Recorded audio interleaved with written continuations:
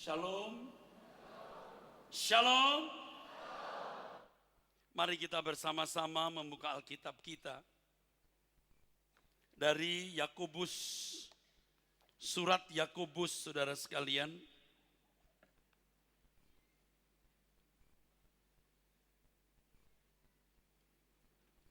Yakobus pasal 4. Yakobus pasal 4 ayat 4 dan ayat yang kelima. Yakobus pasal 4 ayat yang keempat dan ayat yang kelima.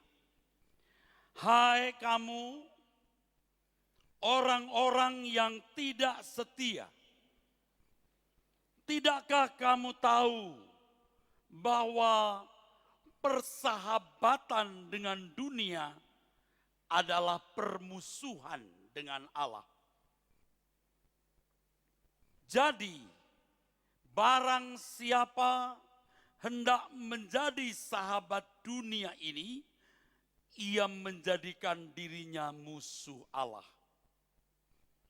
Janganlah kamu menyangka bahwa kitab suci tanpa alasan berkata, roh yang ditempatkan Allah di dalam diri kita diingininya dengan cemburu. Bapak, Ibu, saudaraku sekalian, kalau ada pertanyaan mengapa Allah mau menyelamatkan manusia, mengapa Allah mau menyelamatkan manusia? Jawaban yang biasa kita dengar dan kita anggap baku adalah sebab Allah mengasihi manusia. Kalau kemudian dipersoalkan atau diperkarakan, mengapa Allah mengasihi manusia?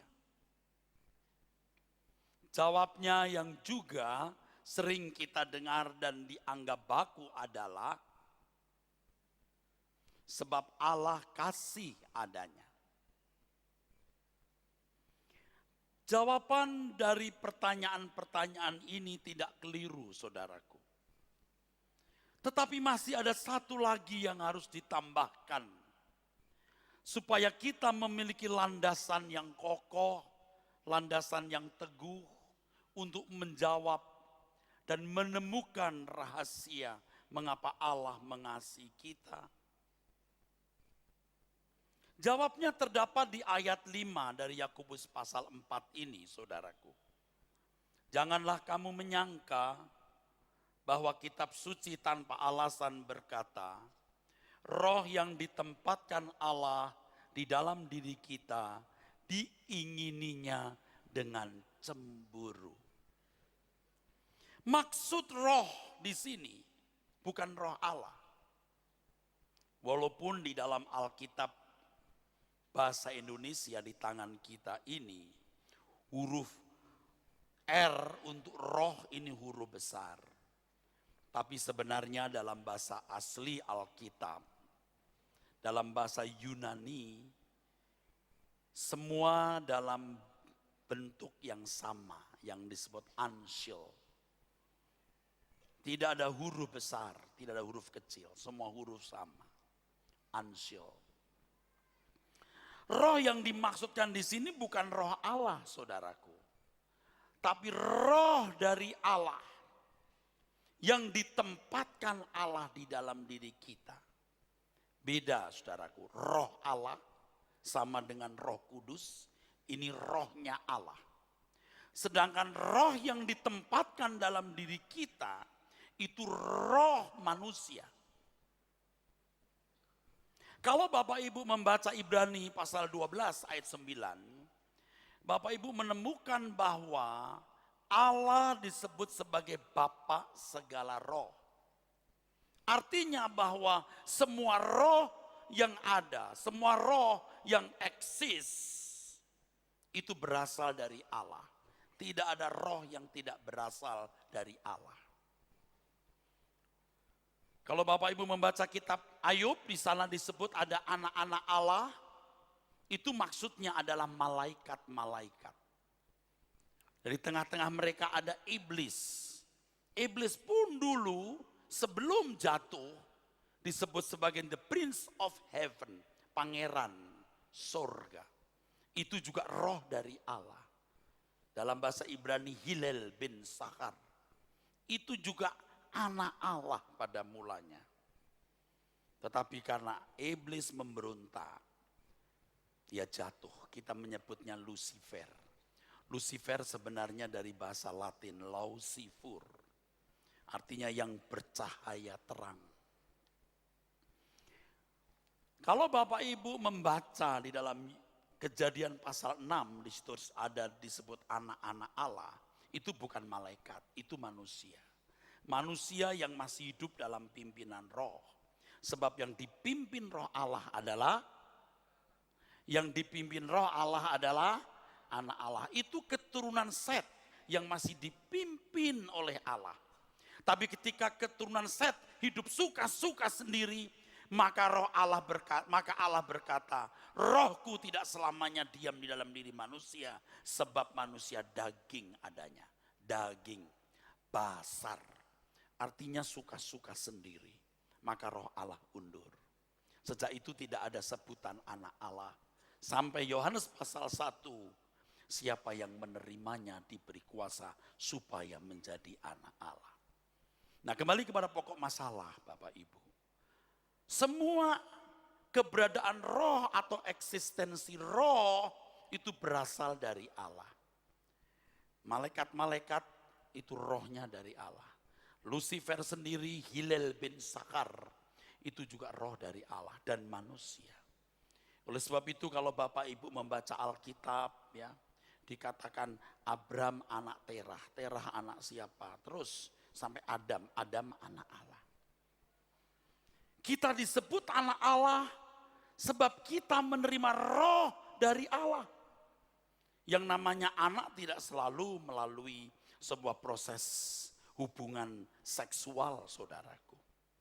Ketika manusia diciptakan pada mulanya, Allah menghembus nafas. Menghembus, dalam bahasa aslinya wayipa. Wayipa artinya mengeluarkan sesuatu. Kalau kita meniup udara, menghembus udara, harus tarik oksigen dulu. Tapi kalau Allah menghembuskan nafas, Allah tidak perlu tarik oksigen. Ada sesuatu yang keluar. Ada sesuatu yang keluar dari diri Allah. Itu roh. Yang dalam bahasa aslinya nesyamah. Roh. Dalam Alkitab bahasa asli, kata roh bisa diterjemahkan ruah. Yang kedua nesyamah. Kata ruah itu untuk pengertian umum, roh. Yang mengandung unsur kehidupan. Tetapi untuk manusia digunakan kata nesyamah. Kalau Bapak Ibu membaca Alkitab, terdapat ayat roh manusia, pelita Tuhan. Itu maksudnya nesyamah manusia, pelita Tuhan. Nesyamah bukan hanya mengandung unsur kehidupan, tapi juga unsur kesadaran. Dan kesadaran manusia itu kesadaran kekal. Tubuh kita hanya kemah. Tubuh kita ini hanya rumah sementara. Yang Paulus dalam 2 Korintus 5 ayat 1 mengatakan, kalau tubuh kami ini dibongkar, Allah menyediakan satu kemah abadi. Tubuh ini rumah sementara. Tubuh kita ini kemah sementara. Sedangkan kesadaran abadi di dalam nesyamah. Di dalam nesyamahnya. Jadi ketika Allah mengembuskan nafas, Allah mengeluarkan sesuatu dari dirinya, wayipa. Allah menaruh nishamahnya, nismat hayim, hayat hidup di dalam diri makhluk yang disebut manusia. Itulah sebabnya manusia menjadi makhluk yang kekal. Banyak orang tidak menyadari hal ini, saudaraku. Sehingga tidak memperhatikan gaya hidupnya. Dan hari ini kalau kita jujur, banyak orang yang hidup dengan kualitas hidup yang hanya lebih sedikit baik dari hewan. Makan, minum, mati, selesai. Kalau untuk orang beragama berharap mudah-mudahan diterima di sisi Tuhan, masuk surga. Surga neraka kok pakai mudah-mudahan. Mobil kita belum tentu ditabrak, kita asuransikan. Masa kekekalan kita main spekulasi, saudaraku. Sebenarnya orang masuk surga atau masuk neraka itu bakatnya kelihatan, saudara. Saudara kalau mati masuk surga atau neraka? Saudara kalau mati masuk surga atau masuk neraka? Surga. Apa alasan you mati masuk surga?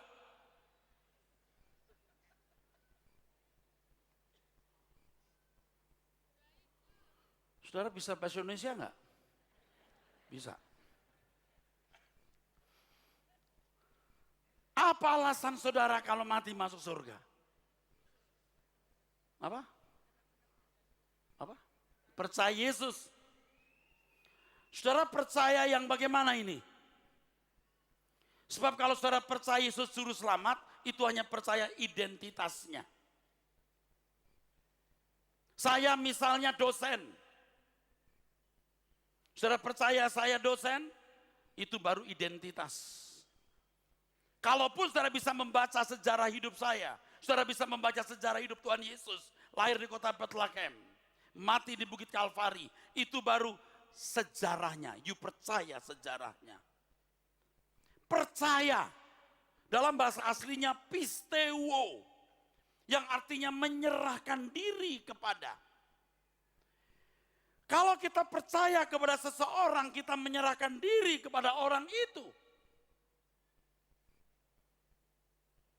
Kalau papa mama berkata kepada anaknya, udah percaya mama. Percaya mama. Mam, yang ini mam. Beli yang itu mam. Percaya mama. Bagusan ini mam. Percaya mama. Artinya apa kalau percaya mama? Menyerah kepada keputusanku. Tunduk kepada pilihanku. Nurut apa yang kukatakan dan kuperintahkan. Saudara sudah nurut kepada Tuhan Yesus? Amin, yang amin, amin, yang lain aman.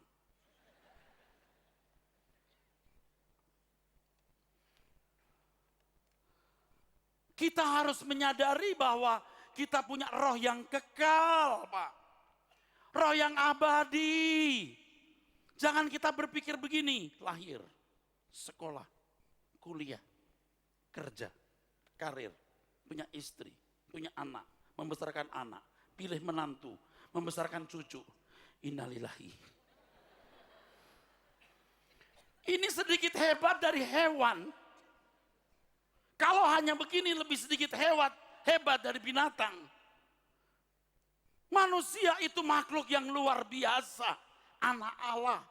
Memiliki nesyama roh dari Allah sendiri. Dan pada mulanya Allah mendesain manusia untuk serupa segambar dengan dirinya. In his own image. God's image. Segambar dengan Tuhan. Yang mestinya memiliki kualitas seperti Allah. Kualitas dalam moralnya. Kualitas dalam seluruh perilakunya. Jadi bukan tanpa alasan kalau kitab suci mengatakan roh yang ditempatkan dalam diri kita diingini dengan cemburu. Artinya Allah mengendaki supaya roh yang dalam dirimu, kalaupun tubuhmu dikubur, rohmu kembali kepada Bapa di surga. Jangan kembali kepada yang lain. Tapi manusia tidak peduli dengan hal ini.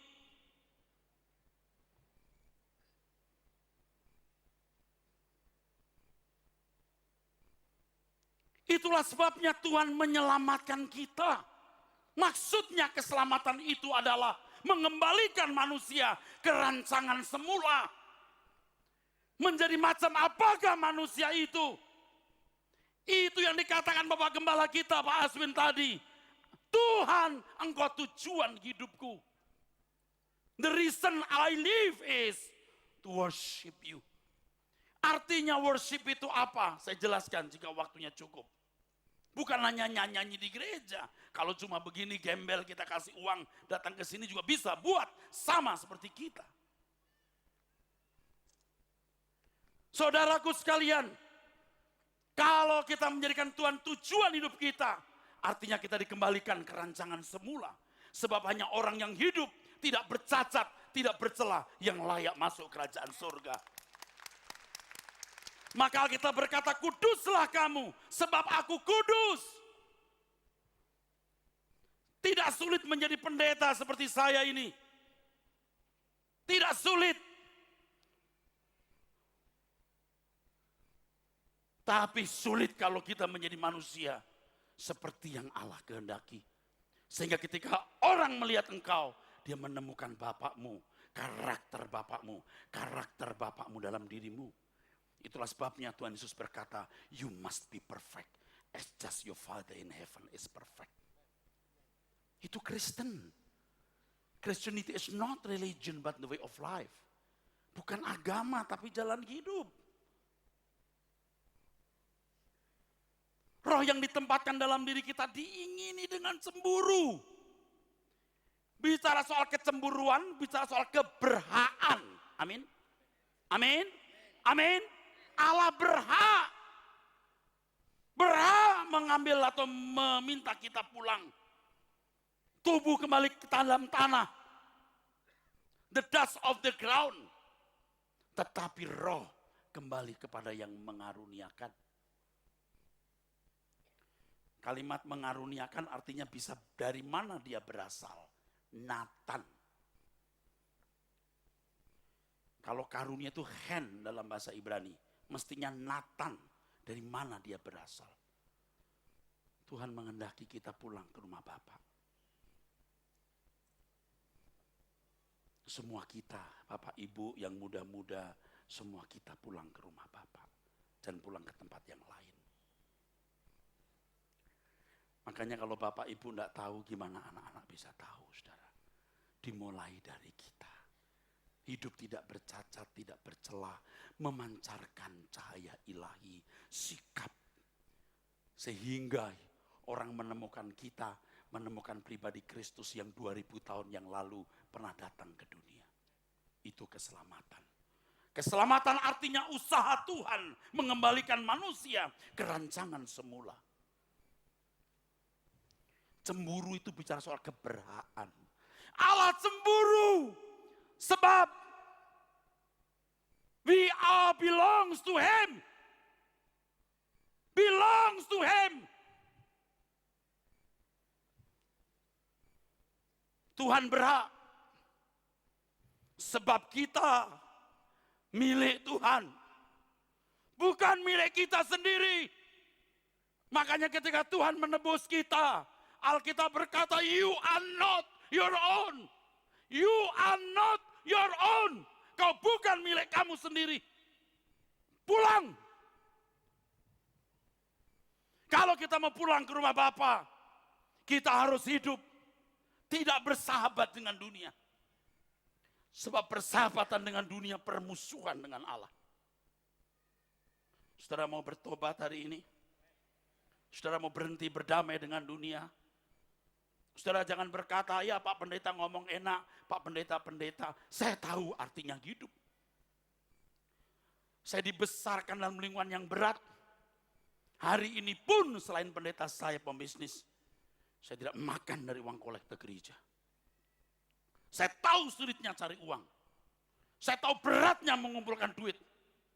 Tapi yang terberat adalah bagaimana berkenan kepada Tuhan.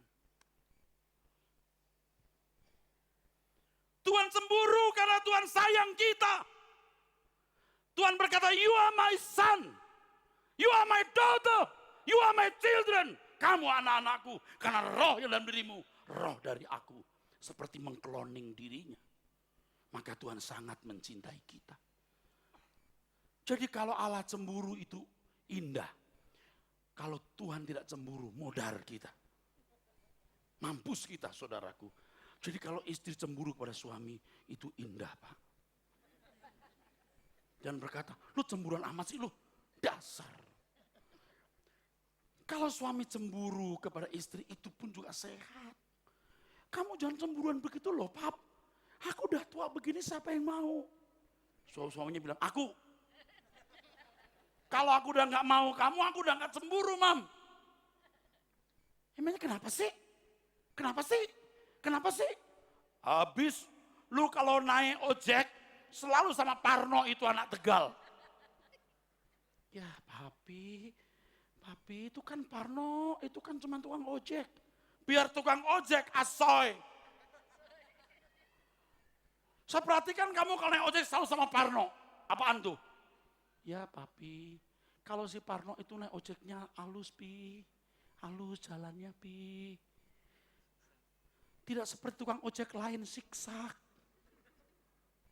Iya. Lu sama Parno gak siksak, hati gua yang siksak. Itu cemburu, itu sehat. Kalau sampai bapak gak cemburu, aduh. Mi, saya lihat kamu selalu jalan sama Parno ya Mi. Udah sekalian gak usah pulang. Baru amsyong dah. Betul gak? Jadi kalau istri cemburu juga happy. Bibi, kok sekarang pulangnya malam terus sih?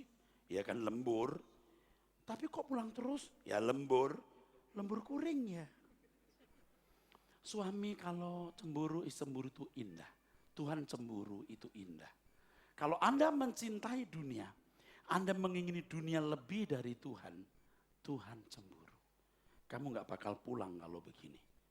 Seberapa banyak kamu bisa miliki, seberapa hebat kamu bisa punya, gak ada bandingannya dibanding kekekalan. Tuhan Yesus berkata,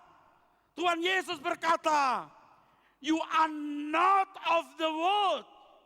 Kamu bukan dari dunia ini. Luar biasa Pak. Begitu kita percaya Tuhan Yesus dengan benar, Tuhan menghisap kita sebagai warga kerajaan surga. You are not of the world, artinya kamu bukan dari dunia ini. Oleh sebab itu saudaraku, perhatikan firman Tuhan ini. Kalau Bapak Ibu mulai dari ayat 1 Yakobus pasal 4. Tuhan menegur kita mengenai orang-orang yang punya banyak keinginan. Satu keinginan ke keinginan lain. Terus. Dan berharap dunia ini menyenangkan kamu. Saya tidak mengatakan kita nggak butuh makan, minum, rumah, tempat tinggal, apartemen dan lain-lain. Tapi kita harus tahu bahwa kebahagiaan kita hanya di dalam Tuhan. Ketika saudara merasa tidak lengkap tanpa sesuatu, berarti saudara telah memberhalakan sesuatu itu. Saudara mesti bisa berkata, Yesus cukup bagiku. Justru orang-orang seperti ini akan dipelihara Tuhan secara istimewa. Sebab orang itu berarti mengistimewakan Tuhan. Yuk kita periksa diri kita masing-masing. Sejauh mana kita memiliki militansi percintaan kita kepada Tuhan, saudaraku. Ayat 1, Yakobus pasal 4. Dari manakah datangnya sengketa dan pertengkaran di antara kamu?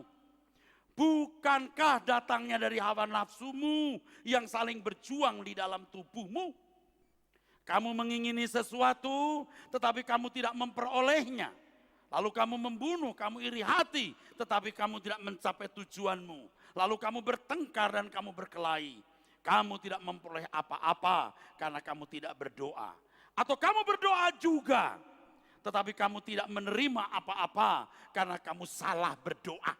Sebab yang kamu minta itu hendak kamu habiskan untuk memuaskan hawa nafsumu. Hai kamu orang-orang yang tidak setia. Nah ini saudara. Bersahabatan dengan dunia artinya apa? Ketika orang merasa tidak lengkap, tidak cukup dengan sesuatu hal, dia berarti telah berselingkuh terhadap Tuhan. Kita orang-orang yang salah asuh, saudaraku. Dari muda, kita telah membangun gaya hidup, pola berpikir yang salah. Kita lihat enak ya kalau punya rumah bagus. Enak ya kalau mobil bagus.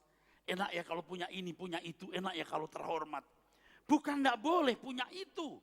Tapi saudara harus tahu, begitu saudara ditebus oleh darah Tuhan Yesus Kristus, you are not your own. Kau bukan milik kamu sendiri. Baik kau makan atau minum, atau melakukan sesuatu yang lain, lakukan semua untuk kemuliaan Allah. Hidupmu yang sesungguhnya, hartamu yang sesungguhnya, nanti di belakang langit biru. Tapi siapa yang mau terima ini, saudaraku? Jarang ini diberitakan kepada orang-orang hari ini. Jarang. Saya mengingatkan kepada saudara, jangan takut, pasti dipelihara Tuhan. Amin. Nggak usah minta tolong pun, saudara akan ditolong Tuhan sebenarnya. Amin. Kalau burung pipit berharga, apalagi puput.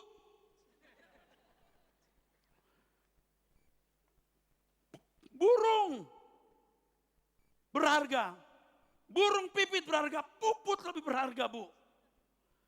Kalau Tuhan pelihara bunga di padang, apalagi bunga Citra Lestari. Apalagi bunga Wijaya, bunga Mamangke, bunga Simanjuntak. Tuhan pasti pelihara. Jangan ragukan itu. Amin. Berkat jasmani tidak perlu Anda ragukan. Dia memberi hujan kepada orang baik, orang yang tidak baik. Dia memberi matahari kepada orang jahat, orang benar. Tuhan memberikan berkat adil, tergantung bagaimana orang bertanggung jawab. Percaya, saudaraku. Tetapi untuk berkat kekekalan hanya untuk orang yang di dalam Yesus. Itu untuk saudara yang memiliki keselamatan dalam Yesus Kristus. Maka Tuhan katakan cari dulu kerajaan Allah. Jangan terikat dengan perkara-perkara dunia. Justru orang-orang yang tidak terikat Tuhan akan pelihara. Punya bukan banyak, sangat banyak. Tuhan tahu kita ini manusia yang perlu rumah bagus, mobil yang tidak mogok-mogok, makan minum yang cukup. Tuhan tahu, dia pasti pelihara. Tapi yang harus kita usahakan adalah bagaimana menjadi manusia yang tidak terikat dengan keinginan-keinginan dunia. Tidak terikat dengan keinginan dunia bukan berarti jadi miskin. Justru ketika Anda tidak terikat dengan dunia, Tuhan akan mempercayakan berkatnya kepada saudara. Dan berkat itu tidak menjadi kutuk. Anda tidak akan tenggelam dengan berkat itu. Karena Anda akan menggunakan berkat itu untuk kemuliaan Allah. Saudara percaya Tuhan? Saudara percaya Tuhan? Saudara percaya Tuhan? Saudara bisa dipercayai Tuhan? Itu masalahnya. Jangan banyak duit kawin lagi. Banyak duit jadi sombong. Begitulah saudaraku. Sudah merasa hebat. Saya mau kasih tahu, you are nothing. Kalau saudara tidak bertobat, you are nothing. You bukan siapa-siapa. You akan jadi garbage, jadi sampah abadi. Tapi kalau saudara bertobat, siapapun saudara, apapun keadaan ekonomi dan lain sebagainya, Anda berharga di mata Allah. Keberhargaan kita bukan karena kita cantik atau ganteng. Keberhargaan kita bukan karena kita berpenampilan menarik, punya uang, berpangkat dan lain sebagainya. Tapi kita berkenan kepada Tuhan.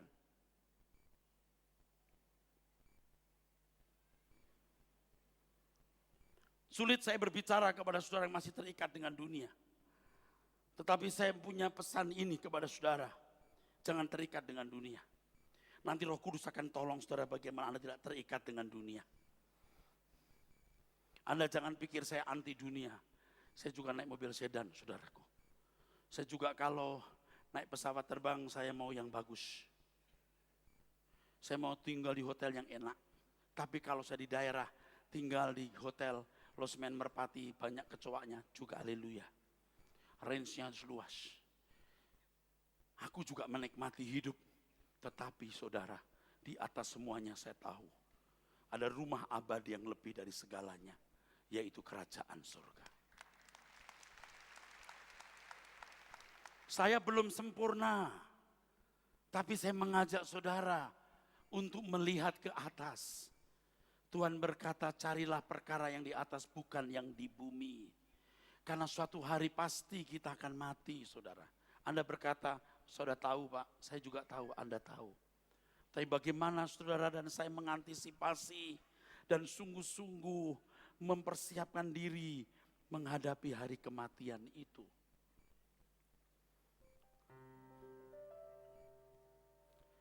Satu hal yang aku harus pahami,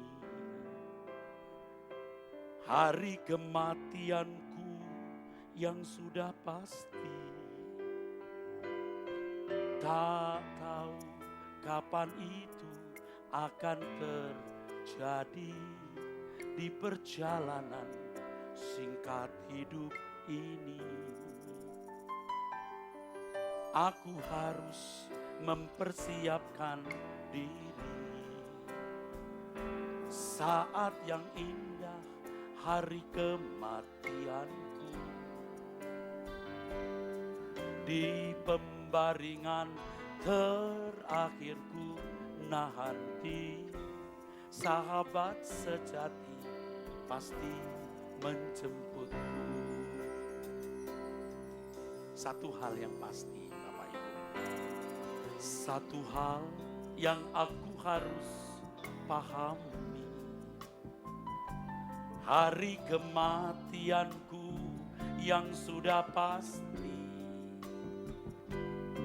Tak tahu kapan itu akan terjadi di perjalanan singkat hidup ini.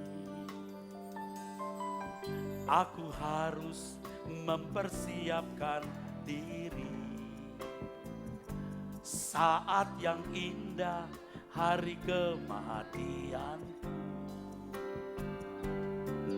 di pembaringan terakhirku nanti, sahabat sejati pasti menjemputku. Roh Kudus tolong aku hidup tidak bercela sampai waktu menutup mata. Ku rindu seperti Yesus, kesukaanmu Bapa. Hidup ini jadi berharga. Roh Kudus tolong aku. Roh Kudus tolong aku hidup tidak bercela sampai waktu menutup mata. Ku rindu seperti Yesus, ku rindu seperti Yesus, kesukaanmu Bapa. Hidup ini jadi berharga. Roh Kudus tolong aku, Roh Kudus tolong aku hidup tidak bercela sampai waktu menutup mata. Aku rindu seperti Yesus, kesukaanmu Bapa. Hidup ini jadi berharga. Ada pertanyaan begini, mengapa manusia harus mati? Jawabnya secara doktrinal berbunyi, sebab manusia jatuh dalam dosa. Ya kenapa mesti mati? Ya karena manusia jatuh dalam dosa. Ya kenapa mesti mati? Kenapa nggak dibikin pincang atau buta atau apa begitu? Bapak Ibu perlu ketahui bahwa kematian itu juga solusi yang diberikan Allah Bapa yang baik. Kalau manusia tidak bisa mati, kekal dalam penderitaan seperti Lucifer. Untung cuma 70 tahun Pak. Kalau 700 tahun, sakit gigi 3 hari aja kita amsyong kayak begitu. 700 tahun mati kita. Menderita benar. Only 70 years. Puji Tuhan. Jadi kalau ditanya, mengapa manusia harus mati? Supaya hidup berarti. Supaya hidup berharga. Adam dibuat mati. Karena nunggu ada juru selamat yang akan menang melawan iblis dan menyediakan kebangkitan yang bisa memulihkan manusia, mengembalikan manusia ke rancangan semula, dan akan ada kebangkitan di dunia lain yang lebih baik, di langit baru, bumi baru. Amin. Saudara menikah juga nggak lama loh. Usia 25 tahun menikah, hidup bersamanya 25-60 tahun. Setelah itu berpisah, tragis loh. Ini pendeta yang sering lihat orang meninggal. Tragis kematian itu. Saya mengubur seorang anak yang baru lulus SD. Atau baru menerima rapot. Meninggal di kolam renang, saudara. Tragis.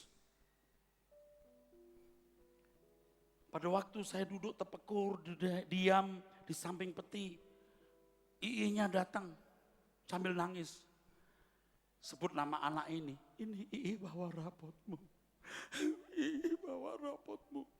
Adik yang kecil, digoyang-goyang. Cek, bangun cek, jangan tidur di sini. Wah, itu hancur hati kita. His life, ini hidup. Baru-baru ini Anda mendengar kebakaran anggota gereja kita di sini. Meninggal di dalam. Jangan Anda berkata, wah kena dihukum Tuhan. Oh belum tentu, Tuhan cara mengambil nyawa orang itu macam-macam. Dan cara kematian orang tidak menentukan kualitas hidup orang itu. Pakai macam-macam cara Tuhan memanggil. Enggak apa-apa, apapun caranya, memang harus mati. Masalahnya siapa yang duluan, saudaraku. Amin. Hidup ini tragis, Pak. Tapi enggak apa-apa mati. Kan di balik kematian ada kebangkitan, saudaraku. Tepuk tangan, saudara. Makanya saudara dan saya harus persiapan. Banyak orang memperkaya diri begitu rupa dan tidak memperdulikan sesama, tidak memperdulikan pekerjaan Tuhan. Kalau bangun rumah miliaran, beli mobil miliaran untuk pekerjaan Tuhan, cerit. Berkatnya maunya sor. Kalau mau diberkati maunya sor. Tapi kalau untuk pekerjaan Tuhan, cerit. Orang-orang kaya di Jakarta, saudaraku, karena saya mengembalakan jemaat yang jumlahnya ribuan, jadi ada orang-orang yang sangat berduit juga, saudara. Dan saya juga sering melihat orang-orang kaya meninggal. Dia punya itu peti mati berlapis emas. Ada bagian-bagian yang berlapis emas. 5 ruangan sendiri disewa, penuh dengan pohon-pohon. Kayak hutan. Prasmanan makan di samping ruangan. Es krimnya pun juga es krim mahal, Pak. Saya sebutkan mereknya Anda tahu. Buset. Itu karangan bunga meluap sampai jalan. Pada waktu diantar ke pemakaman bisa 1 kilo. Panjang. Waduh. Perbadannya waduh hebat. Saudara. Yang penting bukan siapa yang mengantar, tapi siapa yang menjemput. Sambil tepuk tangan mikir ini tadi barusan. Yang penting bukan siapa yang mengantar, tapi siapa yang menjemput. Waktu Lazarus meninggal, cerita Lazarus Abraham, mungkin yang nguburannya Pak RT dan Hansip. Tetapi dia duduk di pangkuan Abraham. Amin. Dia duduk di pangkuan Abraham, bro. Bukan siapa yang mengantar, Bu, tapi siapa yang menjemput. Anda layak dijemput enggak? Saudara bisa bahasa Indonesia enggak? Ditanya enggak jelas. Awas, jangan amin-amin saja. Ada pendeta amin. Amin. Begitu pendeta nggak ada, aman.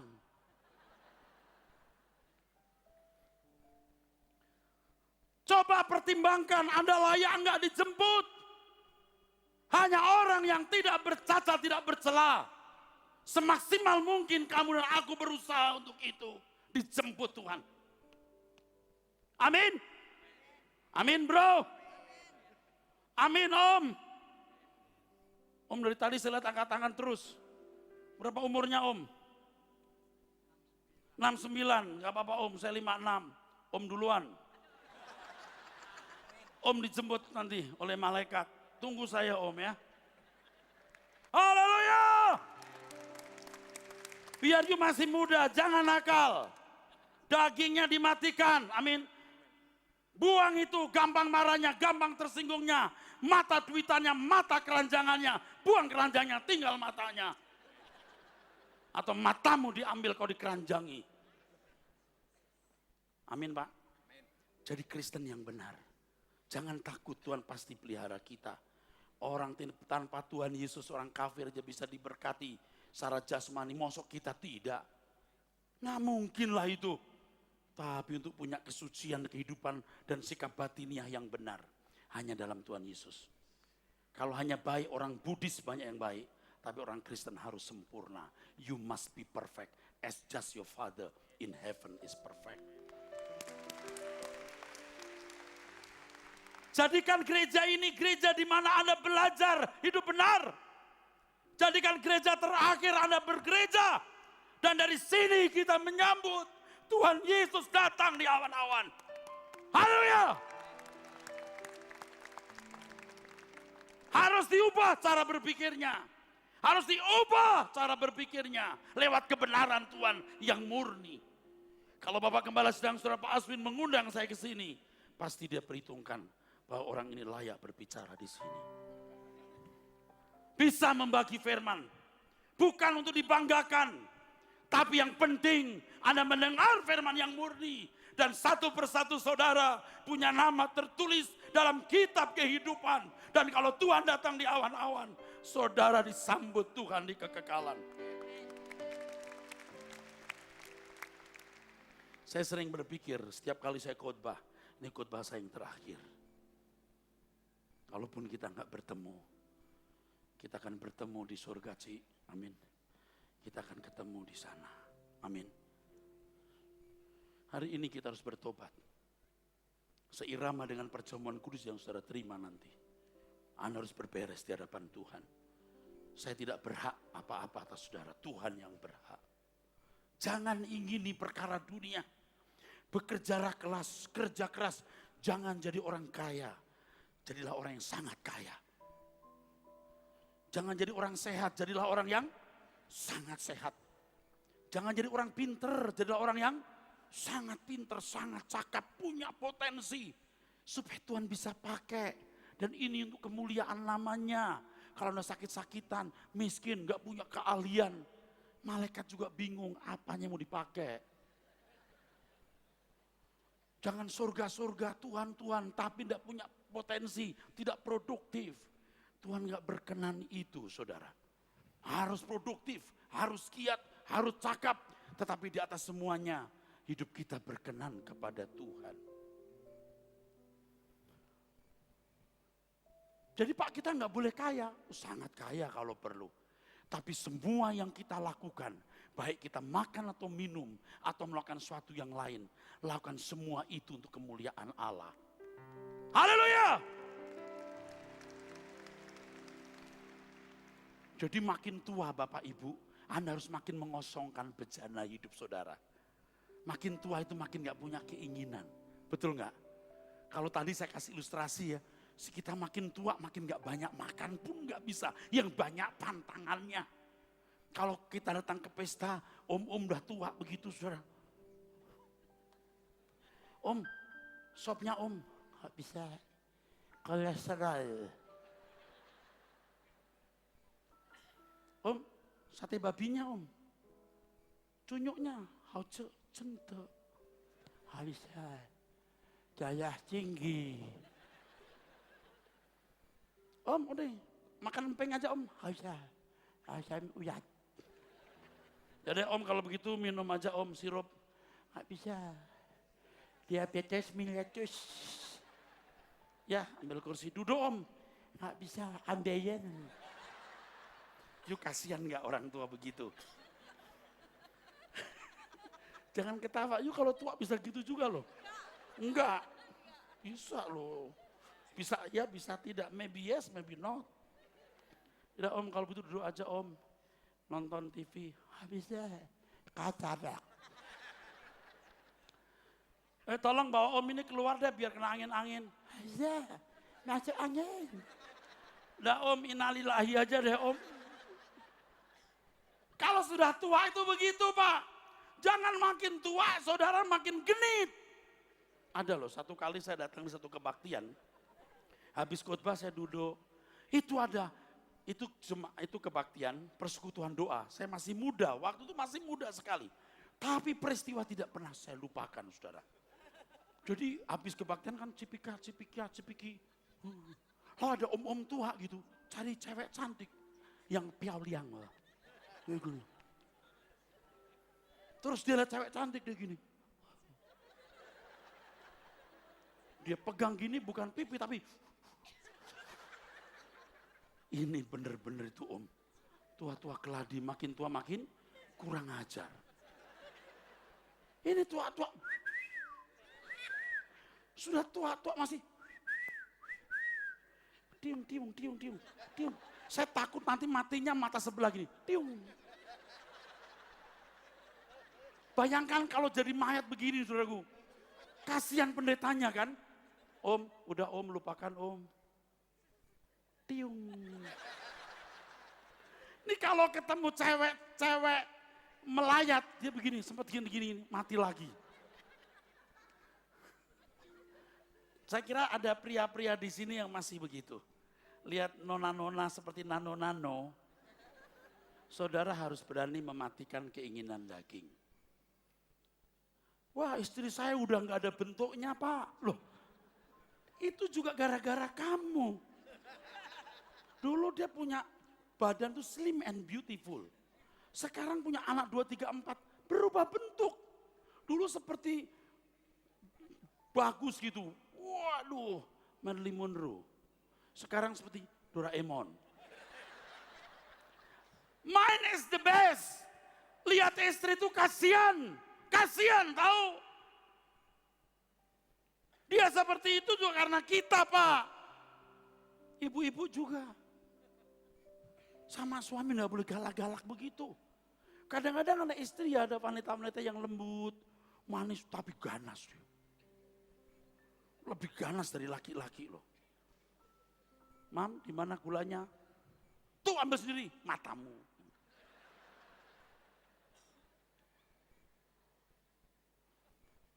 Istri begini kan suami nggak lama, kena TBC mati.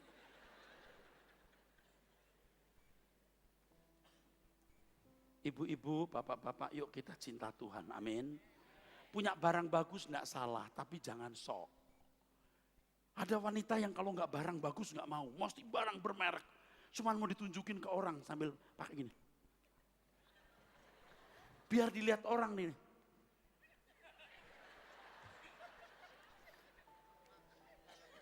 Hermes. Biar nggak punya Hermes, Hermon. Begitu hujan, dia peluk begini, takut lebih baik dia masuk angin daripada tasnya rusak, dia begini.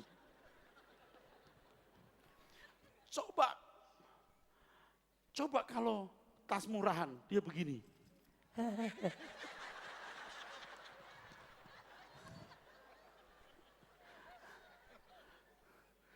Otaknya itu ke merek. Saya pergi dengan kelompok jemaat. Dia bawa koper besar, isinya ada beberapa tes merek yang harga 200 juta. Lalu di sebuah tempat, dia cari lagi tas, harga 800 juta. Tapi untuk membeli tas itu harus jadi anggota. Untuk jadi anggota harus beli barang harga 300 atau 500, lupa saya. Seperti gelang. Buset, untuk beli tas itu pun harus anggota. Keren bener.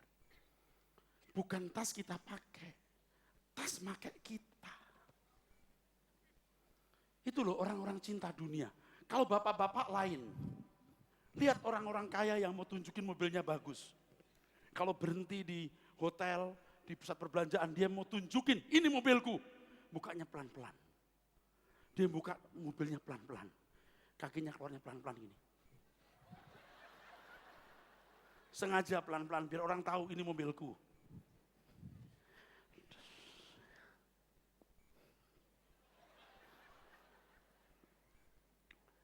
Terus samping sopirnya kayak Mr. Bean. Terus jamnya tebel 2 cm atau berapa gini. Harganya 10 miliar.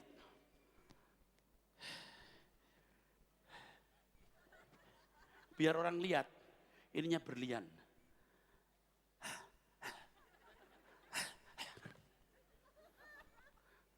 Kita liatin begitu, monyet.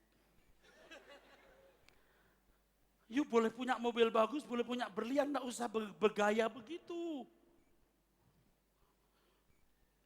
You berkenan enggak di hadapan Tuhan? Maka ya saudara, makin tua itu harus mengosongkan bejana hatinya. Tambah kaya harus, tambah sehat, tambah kuat. Tapi tidak mengingini dunia, ini enggak gampang. Tapi kalau saudara berusaha bisa jadi kekasih-kekasih Tuhan. Tuhan, aku rela mengosongkan bejana jiwaku ini dari segala keinginanku dan semua hasrat pribadiku. Tuhan, penuhi aku dengan gairah surgawi yang suci, agar apapun tak ku ingini lagi, hanya Engkau hartaku abadi. Saat ku pulang menghadap Bapa, hanya Engkau yang ku miliki. Kerinduan hatiku, kehausan jiwaku, dapat memandang wajah-Mu. Saat ku pulang, saat ku pulang menghadap Bapa, hanya Engkau yang ku miliki. Kerinduan hatiku, kehausan jiwaku, dapat ku memandang wajah-Mu. Saat ku pulang, saat ku pulang menghadap Bapa, hanya Engkau yang ku miliki. Kerinduan hatiku, kehausan jiwaku, dapat ku memandang wajah. Saya jadi pendeta bertahun-tahun juga tidak pengen ketemu Tuhan Yesus, saudara. Kalau mati sih berharap masuk surga, nggak masuk neraka. Tapi ingin ketemu tidak, jujur saja. Tapi ketika Tuhan robah saya tahun 2009, Tuhan robah cara berpikir saya. Saya makin giat cari uang, giat olahraga, giat fitness, giat belajar. Dan terus membangun cintakan Tuhan. Dan saya mengajak saudara jadi kekasih Tuhan. Kita datang sendiri, kita pulang sendiri. Amin. Jadi waktu kita berkata, saat ku pulang menghadap Bapa, hanya Engkau yang ku miliki. Memang kerinduan hatiku, kehausan jiwaku, dapat ku memandang wajah-Mu. Saat ku pulang, katakan, saat ku pulang menghadap Bapa, hanya hanya Engkau yang ku miliki. Kerinduan hatiku, kehausan jiwaku, dapat ku memandang saat ku pulang. Amin. Yes. Menghadap Bapa, hanya Engkau ku miliki. Kerinduan hatiku, kehausan jiwaku, dapat ku memandang saat ku pulang Tuhan.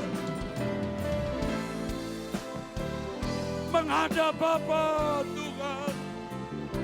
Yes Lord. Ku miliki. Yes Lord, amin. Yes Lord. Saudaraku, ini Kristen yang benar. Bagaimana mengubah manusia berdosa, bukan hanya baik, tapi menjadi manusia Allah, man of God. Kita memang tidak bisa sempurna dalam arti seperti Tuhan sendiri. Sempurna yang seperti Allah, tapi sempurna sebagai manusia di mata Allah.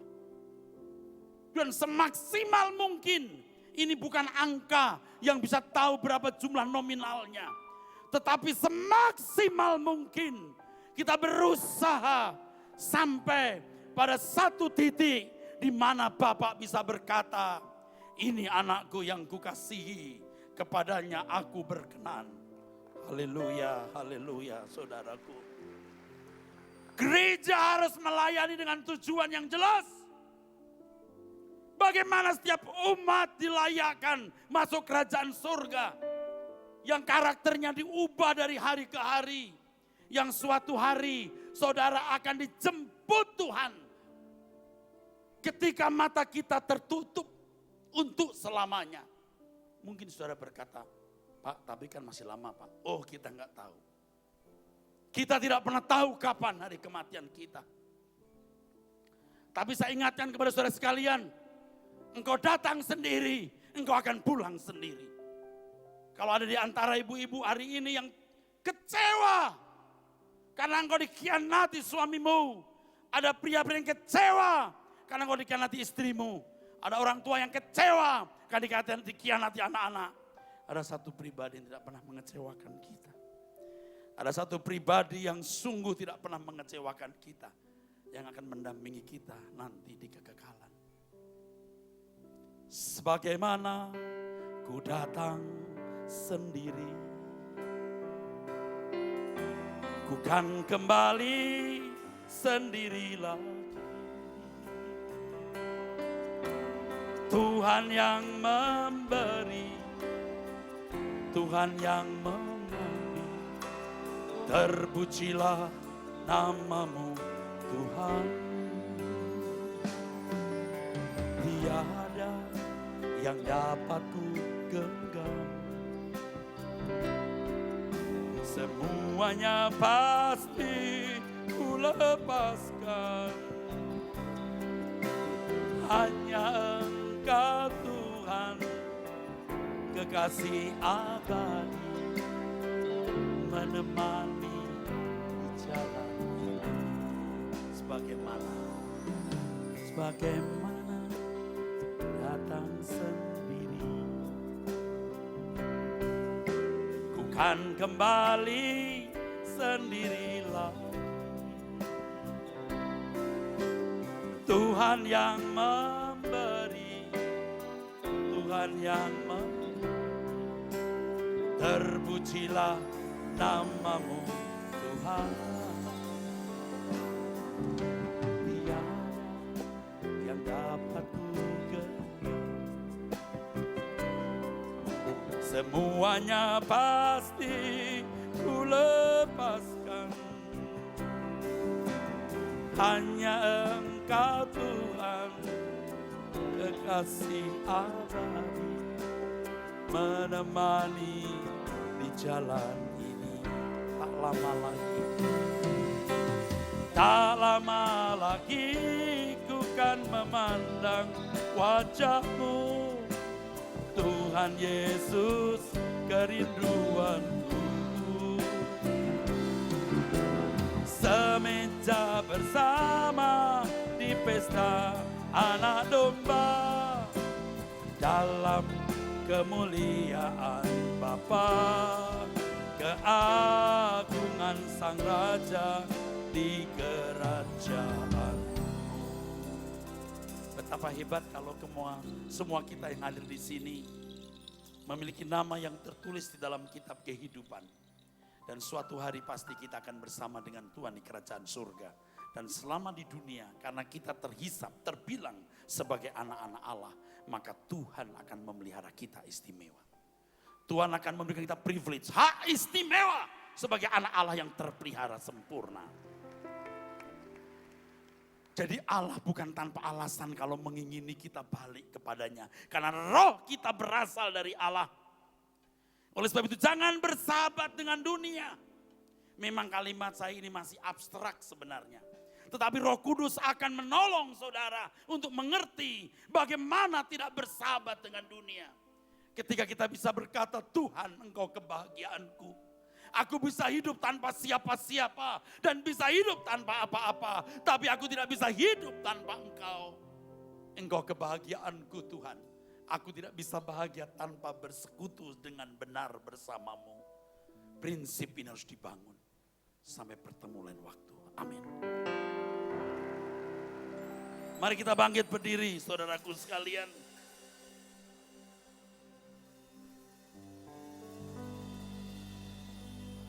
Haleluya.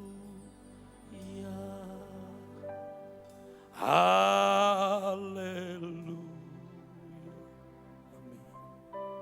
Haleluya. Jesus Lord. Moses sahun bukan orang baku minasa. Tusi soyas diberkati saudara. Banos nolaho banos takirungki. Amin.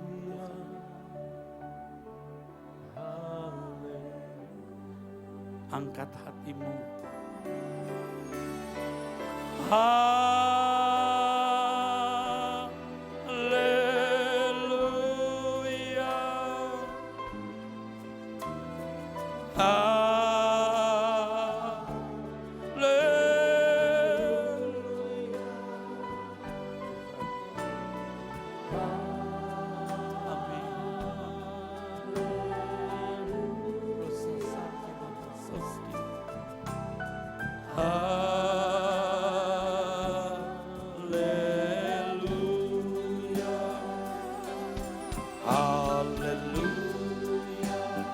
Mari masing-masing mengangkat hati. Jumpai Tuhan. Jumpai Tuhan. Temukan Tuhan dalam hidupmu. Haleluya.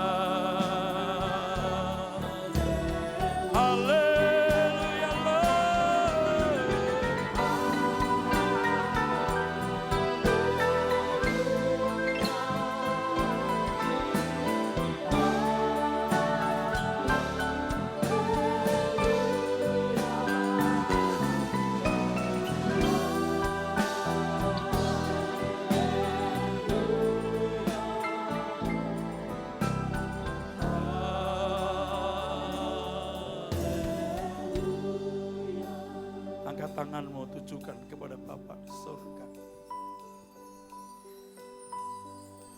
Terutama tujukan hatimu bahwa engkau dan aku adalah anak-anak Allah.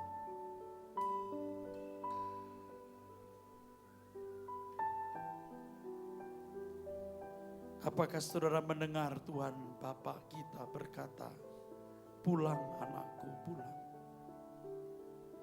Pulang bukan berarti harus mati, tapi pulang dari dosa-dosamu. Engkau telah banyak keliling, engkau jalan-jalan, engkau suka-suka sendiri. Ayo sekarang, mari pulang. Tujukan tanganmu kepada Bapa di surga. Yang sungguh-sungguh tujukan hatimu. Katakan kepada Bapa di surga, Bapa di surga, aku pulang. Aku mulai mau sungguh-sungguh siang ini. Aku mengerti dan mengenal siapa diriku di hadapan-Mu, Bapa di surga. Biar siang ini terjadi pemulihan dalam hidup saudara. Manesohonki. Turunkan tangan saudara. Turunkan. Saya menantang siapa yang pada siang ini baru pertama kali mau bertobat. Engkau mulai takut dan gentar terhadap kekekalan. Engkau tidak yakin dirimu selamat. Engkau mau berbalik kepada Tuhan. Pulang. Siapa yang baru pertama kali bertobat, angkat tanganmu. Tetap teduh, bukan dengan emosi yang meledak lalu lupa. Dengan komitmen yang bulat kita mau berubah, memperbaharui diri. Tinggi, jangan malu, angkat tanganmu. Dari mimbar ini saya berdoa untuk saudara. Bapa, nama-nama ini Engkau tulis dalam kitab kehidupan. Hari ini ya Bapa, biar nama mereka tercatat tetap di dalam kitab kehidupan. Dan menjadi anak-anak-Mu. Dan Tuhan pimpin hari ini mereka untuk mulai sungguh-sungguh mencari Bapa di sorga. Ya Bapa, sambutlah anak-anak-Mu yang mengangkat tangan ini. Aku tidak mengenal mereka secara pribadi. Tetapi suatu hari aku akan bertemu mereka di dalam kerajaan Bapa di surga. Tuhan, terima kasih. Kalau sebentar kami masuk perjamuan kudus, hadirat-Mu melawat kami dan firman-Mu menjadi utuh. Seiring dengan perjamuan kudus yang kami terima.